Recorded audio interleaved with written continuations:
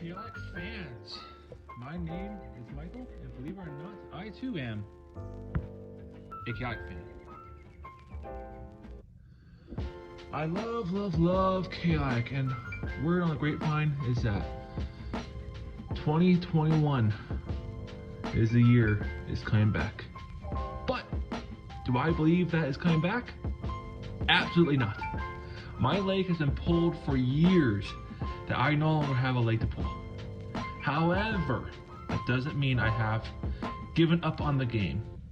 I believe that one day all of us fans will see the light and be vindicated. And to tie you all up, I have a collection to show you. Let's get chaotic. First off, let's see here. I have this guy. So put a little closer. This is a Marillion. He's a Marillion. Don't hate on me on these names. I'm gonna be skipping a lot of these names because they are gibberish. But this is my only Marillion I have in the stack because I don't have a lot of them. Period. And honestly, he's the rarest I have. This is honestly not a lot. Like, he has a cool pseudo wind edition, but that's about it. But he was interesting and somewhat cool, so I thought I'd show him first. Put him over here. Just constantly look at you. And then I have two of these. This is the generic music Formissimo. This is the one spell they constantly keep using in the show to make everyone just giant. But yes, I have two of these. No mean to flex. Actually, this whole video is about flexing. So you enjoy that. And then I have, what else do I have here? Yes. I know what these are. These are Rapidians. This is an ultra rare Song of Deflection. Yes, because it changes the target of target music or ability with a single target. So in case your opponent has a particular game-winning skill or anything like that, this will hopefully not only stop it, but make it work for you, which is very good. It's also ultra rare. I don't have a lot of ultra rares, but no one really has a lot of ultra rares. You can never have enough, really. This is a super rare. Hymn of Teleportation. Move a target music location to any space on the battle board. If it was an active location on top of the card location, deck becomes a new active location. So yeah, this is somewhat helpful, but honestly, it's been too much fun on like the weird gimmicks. This is one of the few Marillion mind controlled creatures I have. I think this is like the only one in the stack I'll have, but he's a super rare. And he's a pain, and honestly, pains are kind of like my favorites of them all. I just really love the sneak attack or first strike mechanic and stuff. But yeah, also fire air is a good elements for Rapidians. And invisibility strikes, that's what the term is. I love this thing. This card has won me so many games. Prince Meridian and stuff. Invisibility strike 20, which is basically just knock out a lot of back row cards.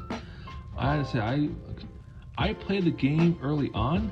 This is the card I used to win. This is one of the most. This has the most body count on him, and with invisibility strike 20, you can probably guess why. I absolutely love this guy. Actually, I'm gonna keep him here just to constantly watch over. And then, yes. Next on the totem pole is the Danians. First off, I have Lore. I love that name, just Lore, like, please be simple. And I also love his ability. Deal 10 damage to a creature and heal 10 energy to Lore. This is why I feel like every back row magician should look at Lore as an example. Because he's very, very simple. He's got music counters, he's got a little bit of health and stuff. he has a way to use his music counters on himself, and he's just a decent run bar. Like, although he doesn't have any elements to really show you, like, hey, he's not supposed to be a big fighter and stuff. But I absolutely love it. This is like the example card you want for looking at Muge. And I love this one card. If this guy was in other races, I'd be ecstatic. However, I hate Damians. Damians are, like, in the show and lore-wise, like, everyone was like, what do they call them? Marillions and stuff? Oh, they're awful. They're brain-controlling people. But in the show, and later on, they were basically just, like, not just mind-controlling people, like, turning them into monsters. Or turning them into Damians. Like, oh, yeah, that's okay. It's fine, because it's different.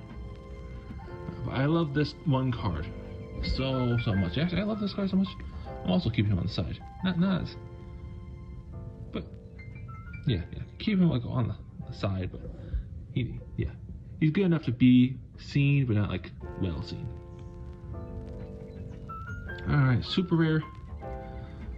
I'm not even gonna try. But also, one of the few mind-controlled creatures I have and stuff. And Battlemaster. He's a water Danian, which is always a tad weird and stuff. But there are those Danian Muges and battle armors and attacks, whatever, that use the fact that Danians have a lot of different elemental types to your advantage. So yeah, he's pretty good. Not amazing, but I like him. He's okay. He's one of the good ones. This is one of two super rares. Really, the only reason why I actually play Danians is because I have so many actual super rare Danian cards, and these are the two. Elemental Energy. Choose a target. If it has at least one elemental type, it loses all elemental types. So really, just to mess with your opponents who are doing elemental decks. So, also, not overly powerful. It only targets one. And it only goes until end of turn, so it's not like for the rest of the game or anything like that. It cannot move until end of turn, which I like all of this. But this is a nice, simple Muge, not too complicated, not like a full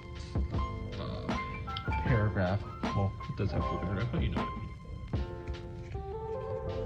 I mean. Easy, comprehensible. Alright, so now I have a whole other ones, and if you can guess which one I'm going with, it is Overworlders. Alright, so this is a station. Easy, simple, Dawn of Perrim, super rare card. He's weird because he has earth and water and stuff. Which, looking at him, you would think water, but no, earth. And he also has elemental earth, so makes him earth even more stronger. It's a card I often got confused with. Like, I was playing other people online and stuff, and I would think, oh yeah, he has earth, or he has water 5, and nope, earth 5. I played him, got confused. My opponents played him, I got confused. You would think he had water, but he doesn't. But yeah, he's also decent energy, decent okay elemental types. He's a more than decent card. I like him for that. Not one, but two Tinker's tokens and stuff. Earth and fire. He's alright. Honestly, I feel like he kind of underperforms. Like, people mainly like him because of the TV show, and they mainly like him because he also has 5 different variants of him. Like Tinker's Torborn Train, Tinker's Torborn General. That's the main reason why he's popular. This is his OG form and stuff. And yeah, like, hey, it's he can heal himself. He can deal a decent amount of damage with the fire and earth and stuff. Not a Maven health bar, but it's something. So he becomes a lot cooler later on. Alright, interest. Not the good interest like other people have. The other one, her with the vines and stuff. But this is a decent, like, if you have a water deck, this should help a little bit. Not me auto include, but it's a safe pick with water 5, which you would think the crab would have, but no, or not crab, lobster. But yeah, like, you can put her kind of anywhere because she has a music counter, so she's fine in the back. She has a decent-ish health pool, so you know she can be in the front. She's kind of like an all-rounder and stuff, so not exactly anything to write home about, but it's a nice sort of bench. Alright, here's Lumala Defender. People have explained to me what Defender does multiple times, I still don't understand it. Like, I think it's like Taunt from Hearthstone, but honestly, but yeah, so Water 5, once again, just like Interest. Good for water decks. First attack, Lumina does 10 less damage. Yes, so she has a way to defend herself a little bit, and she has a magic counter. Honestly, once again, another good card for a water deck. Decent, okay stats. Actually, I think her stats are better than Interest's. Close. Honestly, yeah, this is basically just a slightly different version of Interest. It's maybe a little bit better. So Power Creep was in full effect. Yeah, Power Creep was in effect, even at the difference between Dawn Param and whatever the next one was. But yeah, pack, first release pack and a second release pack and stuff. I feel like Luma is just immediately got better. This guy, very, very nice. I like him a lot. Not really because of his card stats, but in the show he was cool. This is the ambassador to the Danians, as you can see. Decent, okay musician, as in he's good if you're actually in mixed armies. Ambassador to the Danians, good if you're in mixed armies, but was already kind of what's it called, asking a lot for you to have him in mixed armies. Yes. This guy, got him for 10, this one, exactly. Honestly, not great. Like, I usually like my cards with an elemental type. He's not exactly a good magician. He has a kind of expand, which means you actually have to find a way to put him on there. And honestly, like, he's a super rare card, but I feel like only really in name. He's not exactly amazing. This guy's just fun. Support 5, Power 5, Wisdom 5, Speed 5, and Yokis, or whatever his name is, Earth. And honestly, a pretty good-ish card. I like. Also, very, very interesting design. Like, he's one of the more wacky designs in the show and stuff. He was a handful in the show and stuff. Yes. So we have one of the musics. One of the ones that actively target who's in that overworld creature. Yeah, so this one will help you fight underworlders or just fire decks. In particular, this is actually one of my crown jewels that I absolutely love. This is Frofdo, the hero. Frofdo shows up multiple times in the show. He has multiple different card versions. I heard, like, even in the I want to say the pack that never got released, he was gonna show up wearing a dragon. Cool ability, also very, very gimmick ability of basically you need to have him be the last guy, last man standing, and if so, he becomes a 100 power or 100 energy creature, which was pretty neat, and I liked it, but I honestly never really used him too much. And then this guy, which I believe there is another version of him that shows up later. Yeah, so when a muse or elemental you control wins combat, it gains a energy.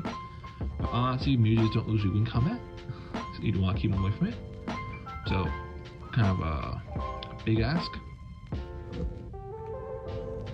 But decent amount of energy, and fire, water, and he's an elementalist. So, if you can hopefully risk combat and get him to win, he'll get one extra music counter, which is fine, I guess. But he's a nice card that I like.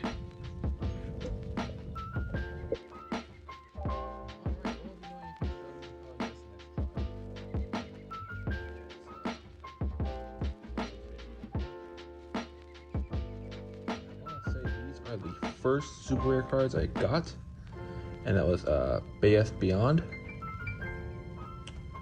I absolutely love him. Barth Beyond and stuff. Fire 5, which is this easy, simple ability. Intimidate, easy, simple ability. Also explains it in the card, which is always nice. And Recklessness 5 shows up later with other underworlders, but mainly for the Pedians. So, as you can see, Templar. I like him. He's an easy, simple card. Good for the first pack of the series. Super rare. I liked him. Cool, decent. Showed up in the show a few times, I want to say. Yes. This guy. This guy's amazing. He's one of the few brainwash creatures I control, but also I absolutely love this dude. The main thing that attracts you is his ability. If an attack card played by Blades would deal 0 damage, it deals 15 damage instead. By itself, not an amazing ability, but if you have the proper battle gear, which is going to show up later, absolutely busted. Also, decent energy, good elemental types, and pretty decent stats. 85 and 100, nothing to shake a stick at. So I like this guy. Actually, I'm gonna keep him here down too. I like him. So always weird this dude was actually an Underworlder. I think it's only just because like lore, he was technically a spy on the Underworlders, so that's why. Kind of weird, but it's okay.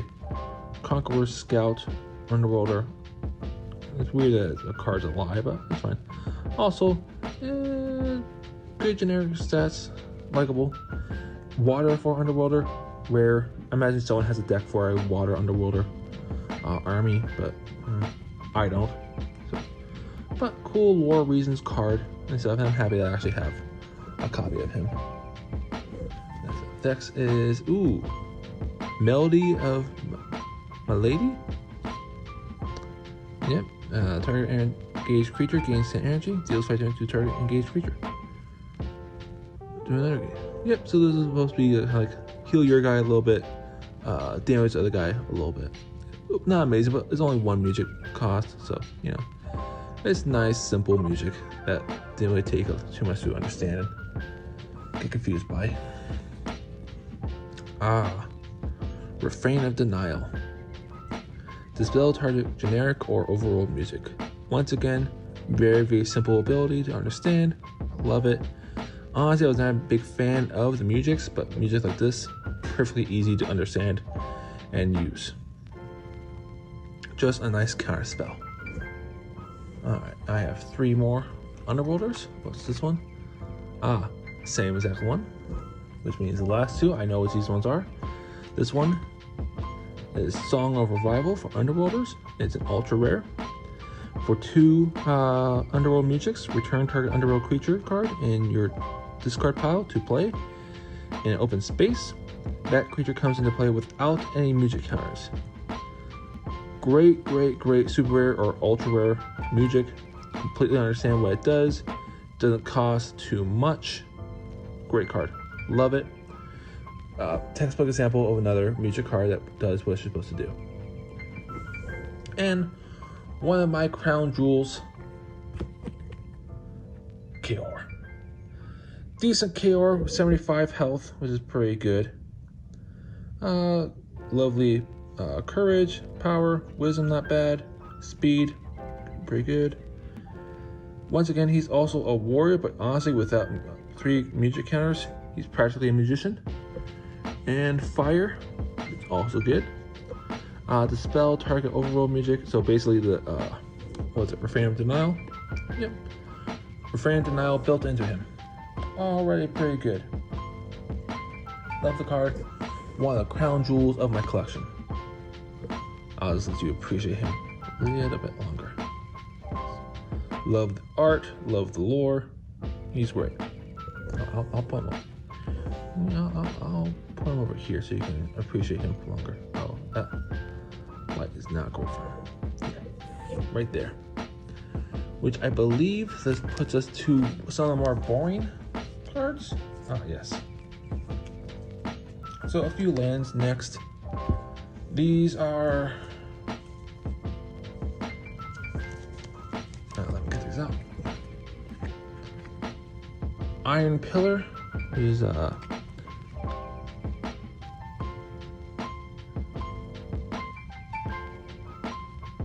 Initiative Courage. Battle Gear loses all abilities. Not great with him, but if your opponent has a strategy involving the Battle Gear, absolutely lovely card to have in your locations. Not great if you have a strategy involving your Battle Gear, which hopefully you do, but it's a good way to deny support. I'll just show you this one. Sharkier Flats, honestly.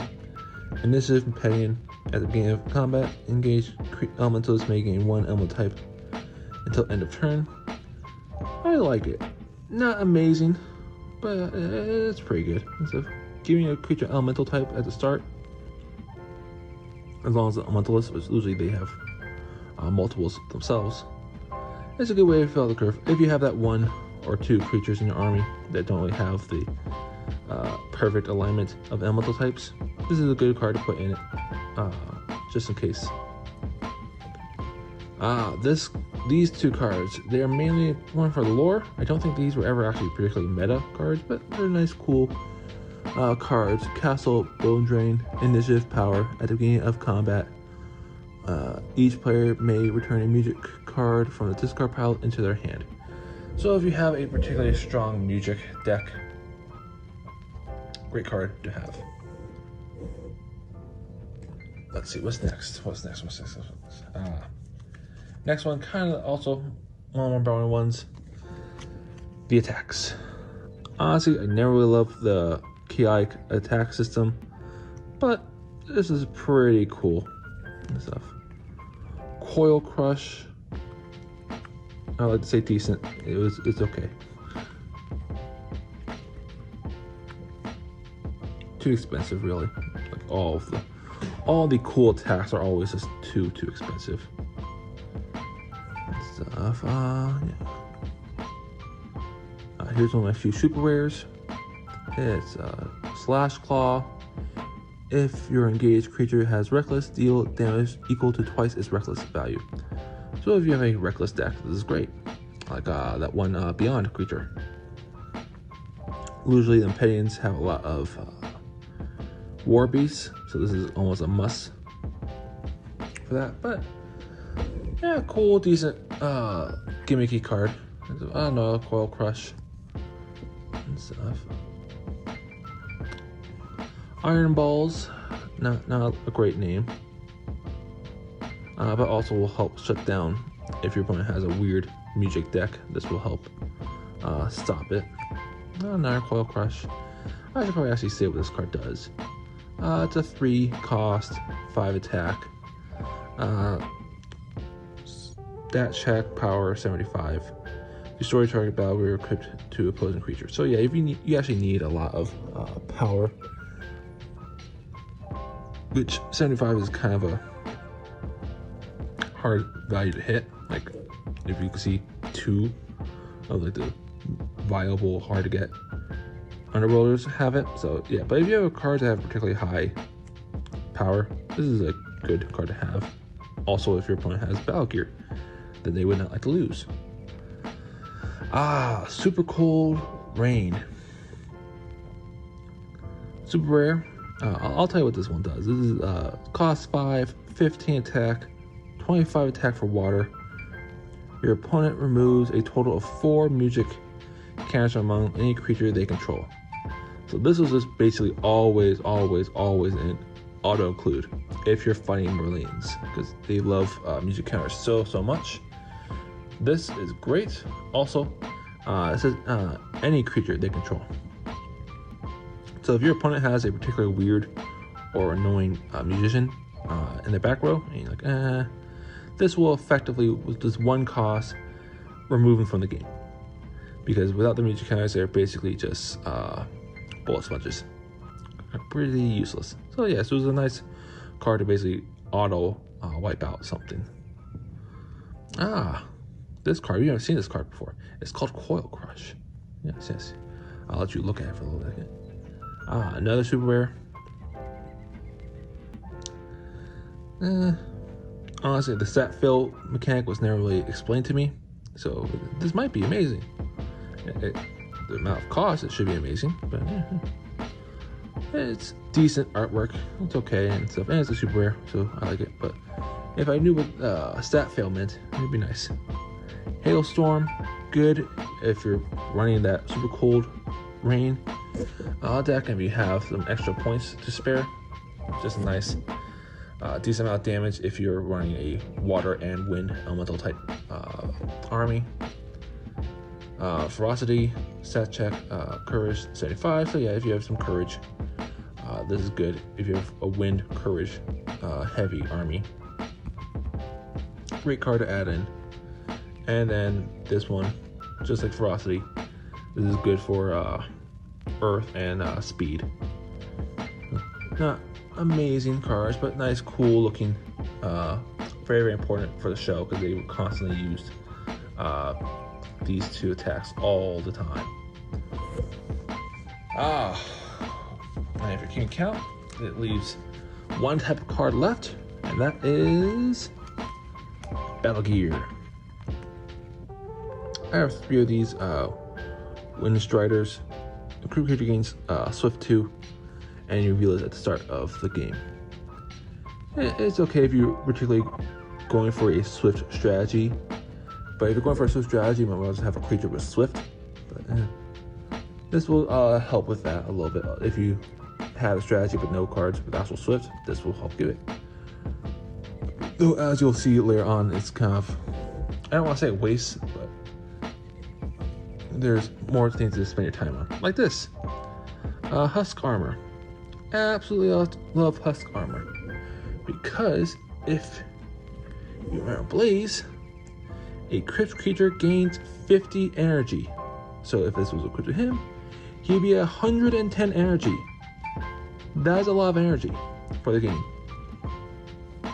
Also, when a crypt creature is dealt 15 or more attack damage, the next attack crypt creature plays deals 0.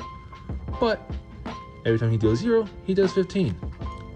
So yeah, I ran him with a deck which honestly had a lot of 0 cost or 0 damage dealing attacks, purposely to trigger his thing. So yeah, he uses a giant Goliath in energy and decent stats.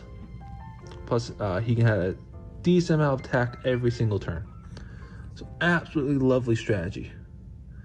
I'll put this over here just to trigger people, just so they can remember. Alright, and the next one is Riverland Star. A creature gains 15 courage. If a creature is the Overworlder, it gains, when the creature deals water damage, it heals to the target. 5 to the target. So yeah, this is also kind of a staple card to put in a water deck, a water Overworlder deck. And stuff. Good for those 2 previous Overworlder water cards. And then, yeah, I like it. It's a decent staple card to have. It's over here to the left. This is Petting Cactus. A creature gains 15 wisdom. If the creature is in pain, it gains the ability to spend music until the end of turn. This creature can move to any space on the board. So good card to have if you value board position. And one of my crowning jewels, one of the cards I believe is worth the most next to Kaor here, it is Giga Trooper. Yeah, the super is one of the cards I want to say that was actually like I got for the tin. At the beginning of combat, a crypt creature loses all ability and sets its courage, power, wisdom, speed, and energy to 70.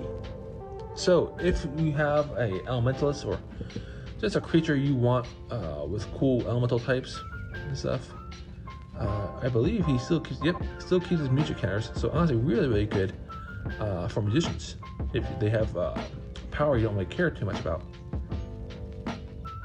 It's unique, so you can only have one. So honestly, yeah, I feel like this would be good for magicians if they don't have ability. You can still use their music counters to do things. And once they're on the actual battle, like if someone used Swift to try to get to them, perfect card to flip up and surprise them with of how they were expecting a glass cannon and got an actual decent solid scary monster. So that's my collection. I'll let you appreciate it for a few more seconds, but yeah, I'm looking forward to the game coming back. Hope this collection helps you wait longer and stuff and make the wait not too bad. Alright, I'll see you later. Adios.